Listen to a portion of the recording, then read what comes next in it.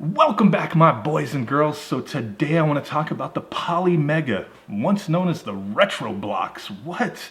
So you might be asking yourself, what the heck is this system?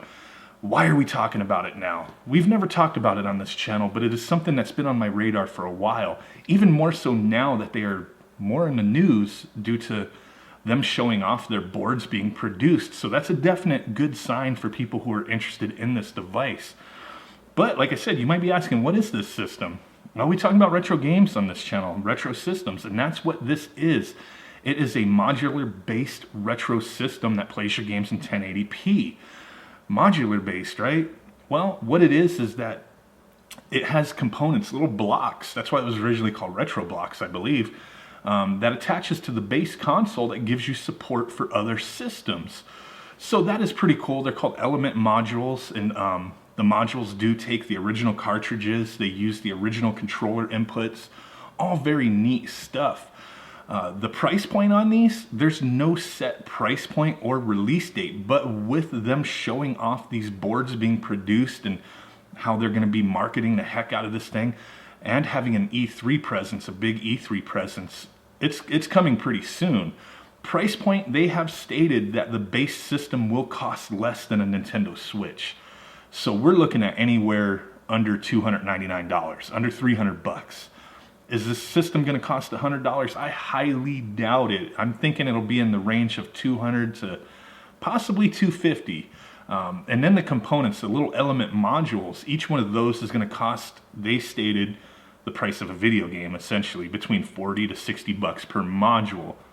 So the system is going to launch with modules for the NES, Genesis, TurboGrafx, SNES, and more. From what I understand, you get if you buy a base package, you get to pick a module that comes with it, and then you have to buy others separately. So this could add up, man. This really could add up. If you get, let's just say you spend almost 300 bucks and you get the base system with Super Nintendo, and then if you want to add other stuff, you're going to be going over $300 for sure. Once you start adding this up, this is going to turn into a hundreds of dollars device. The thing that people have compared this to is like the Retron 5 or the Retro Freak, which were emulation-based systems, and that's where I'm a little confused with this, and we'll talk more about that in a moment. But this system, to talk more about the compatibility before we get to how this works, because I'm still a little confused, but a little bit of insight. It will have a built-in disk drive that can play PS1, TurboGrafx CD, Sega CD, Neo Geo CD, and more. So that's pretty interesting. The system includes a Bluetooth controller, but like I said, each one of those modules allows you to use original controllers. So you have options. You want to have lag-free input, you're going to use the original controllers for sure. But the controller looks neat, and it is included, so that is a plus. You know, at least they're giving you something to start with, right? The other thing that I thought was interesting with this, like other systems similar to it, not really similar, I guess, but in a sense it is. So they have stated that this system is not for, just dumping games. Like, you can't just go take a bunch of ROMs and put it on the system and play. I mean, there's been a lot of people who've said stuff like that in the past, or whatever, but then, you wind up able to hack it. So my assumption is maybe this system at some point will be hacked and you can just add ROMs to it.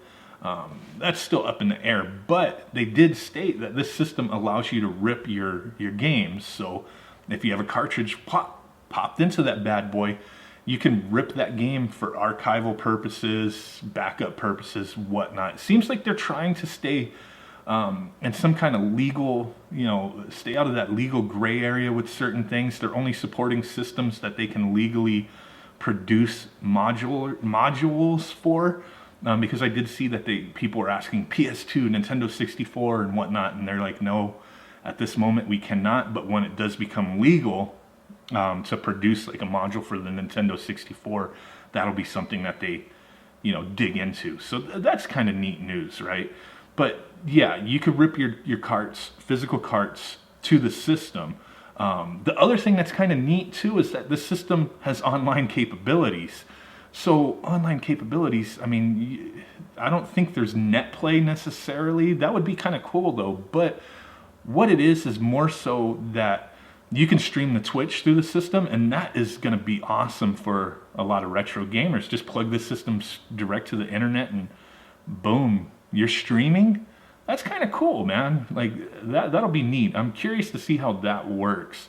But the other thing with the online aspects of the system is that you can take screenshots, share your collection, stuff like that with your friends or whomever through social media, Facebook, Twitter, all that kind of stuff, if that's what you're into. I still think that's kind of a cool little aspect of it. So that's pretty neat that it's going to have those online capabilities.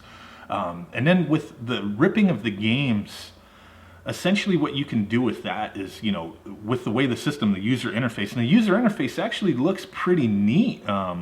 You can archive your games, make favorites, playlists, do all sorts of stuff with that, which is pretty cool, and then share that with people, bragging rights. Hey, look at all these games I got. I don't know. I mean, I guess there's tons of possibilities. And then the other cool thing is that they did mention, and like I said, we're going to get into that hardware versus emulation thing in a second here, but they did mention that a lot of clone systems, the compatibility with certain things is kind of off. This is going to have amazing compatibility. Now, say a system that you would compare this to, like a Retro Freak or a Retron 5. I've only had experience with the Retron 5. You can't use flash carts on that. There's some multi-carts you can't use on that. There's some repros you can't use on that, but mostly the flash cart thing. They've stated with this Polymega system that anything that would play on original hardware will work on this system. What the heck? That's pretty cool, I think. But now to kind of talk about something, we've touched on almost everything that I can think of with this system, modular based, 1080p. You can use this online to stream to Twitch and maybe other services, don't know yet. All the social media sharing, which is kind of neat stuff. It's going to cost under the price of the Switch, so it's going to be pretty pricey. All these modules are going to add up. But the thing that still remains a mystery to me, where I'm kind of having a difficult time understanding this, is that they're touting this system as a hybrid emulation system. Now, what does that mean? I've never experienced a hybrid emulation machine, so that kind of baffles me. And they have said they're going to give more information at a later date, probably, with the marketing going on. That's going to be going on pretty soon. I would imagine they would touch on some of those aspects, but hybrid emulation, so hardware, half emulation. How does that necessarily work? I'm very curious. I can't knock this system. I can criticize certain things. The price point, it's gonna go crazy with adding everything to it.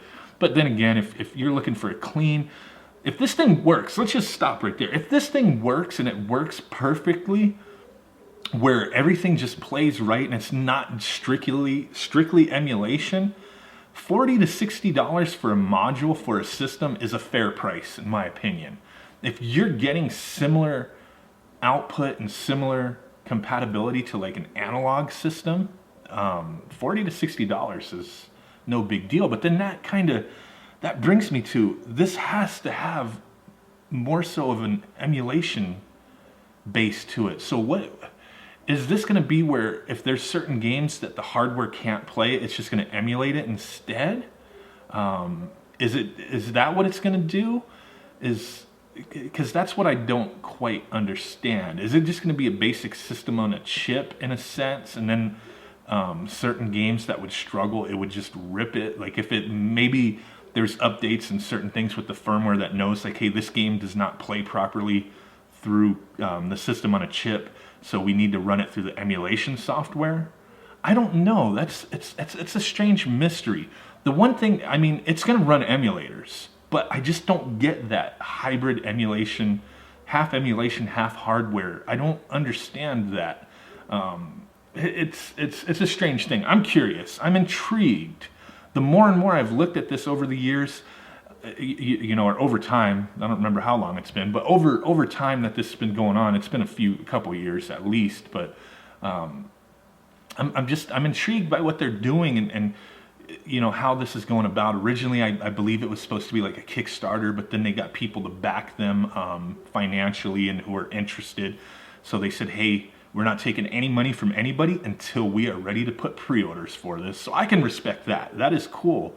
But it's still a thing with this emulation aspect to it. They did state, yes, it uses emulators, and no, it's not using LibRetro, RetroArch, any of that stuff. It's using stuff that they have worked on, that they have built. So I find that interesting. You know, who knows exactly? Hey, I believe what they're saying until I see otherwise. But it's an interesting device, very interesting. It's going to be very costly, but is it going to be worth it in the end? Maybe. I mean, if everything pans out the way they state and the compatibility is as great as they say it is, and we could play all those CD-based games just from that one drive, and you know, play all our games in 1080 on a high-def TV, stream them through the system. I mean, we can't just stream through, you know, any of these other retro systems or you know, clone consoles for that matter. You have to, you know, use a capture card, set everything up, and do it that way. If this is just like, boom, it's connected to the internet, and you can start streaming, that's kind of neat. I mean, that's one thing that intrigues me with this device. So I thought this was pretty cool, something to talk about. I'm very interested. I'm curious to hear what you guys got to say. We talk a lot about retro consoles, clone systems, different way to play games, and I always stick to the standpoint and the view that there is no right or wrong answer. There's just crap, good stuff, and great stuff. You know what I mean? Like, if something just doesn't work, it doesn't work. If it works and it works well enough for that price point, hey, that's an option for somebody. If it's expensive and it performs like a low-end device, then what's wrong with you? I'm gonna say so. So I'm hoping to get this device in my hands whenever it's available, and definitely will be reporting back on you know, anything about it. It's one of the devices that I'm more interested and excited about, so definitely keep tabs. Appreciate you guys. Drop a comment down below, let me know what you think. Smash that like button. That's one thing that really helps me going, you know what I'm saying? Really do appreciate that. Subscribe if you have not done so already. We got a lot of cool stuff coming up. We're going to be looking at the Dreamcast in a video coming up this week. GDMU Ultimate Dreamcast setup. I mean, I don't normally hype up future videos, but this is one I'm extremely excited about. The Ultimate Dreamcast setup, not just with the GDMU, but some other stuff going on, and I can't wait to share that with you guys. So definitely hit that notification bell, make sure you're being notified, subscribe, all that crazy stuff that us YouTubers ask you to do. It means the world to me. And with that said, guys, I will catch y'all next time. Peace out. Bye-bye. Boom!